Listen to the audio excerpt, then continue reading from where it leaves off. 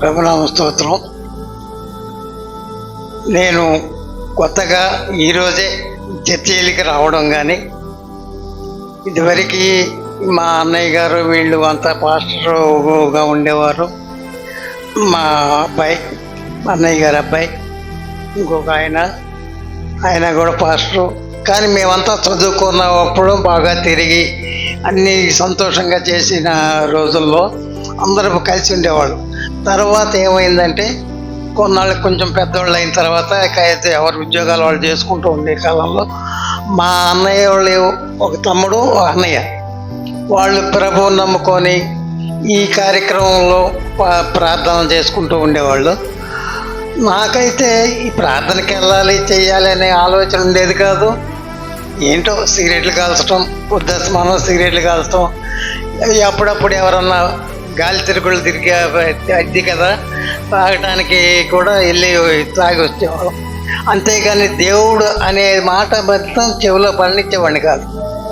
అలాంటిది నాకు 71 సంవత్సరం. ఇప్పుడు 71 సంవత్సరం. నాకు ఒక సంవత్సరం నుంచి నోట్లో ఒక ఇటేపు ఎడవైపు మొత్తం కురుపులాగా వచ్చేసింది.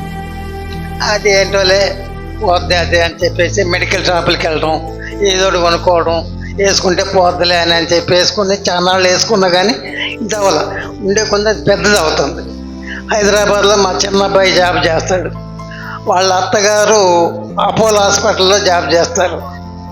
అరే బాబు ఇట్లా ఉందరా, మరి ఎన్ని మందులు అన్నా తగ్గట్లేదు అని చెప్పేసి మా చిన్న అబ్బాయికి ఫోన్ చేస్తే, డాడీ నువ్వు ఇమీడియట్గా హైదరాబాద్ వచ్చాయి అన్నాడు.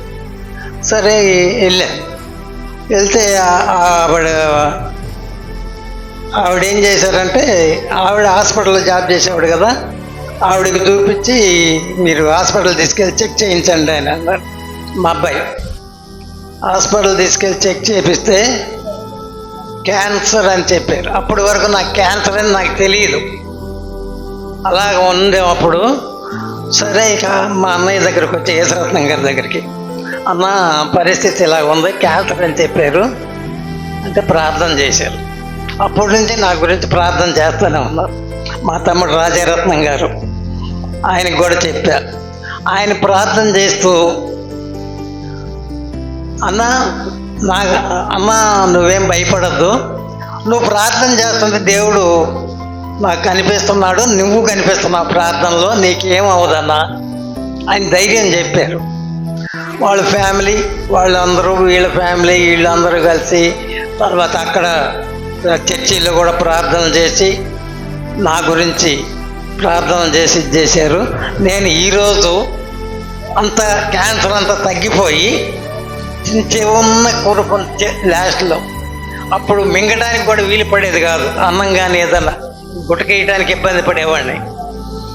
ఆ మూమెంట్లో దేవుడు నన్ను ఎంతో ఇచ్చేసి నన్ను కాపాడి చేశారు. అప్పటి నుంచి సిగరెట్లు, ఈ చెడు అలవాట్లు ఏం లేవు, అన్నీ మానేశాను. ఇవాళే చర్చికి వచ్చి ఇలాగే ఇక్కడ చెప్పినట్టు అక్కడ కూడా సాక్ష్యం చెప్పాను.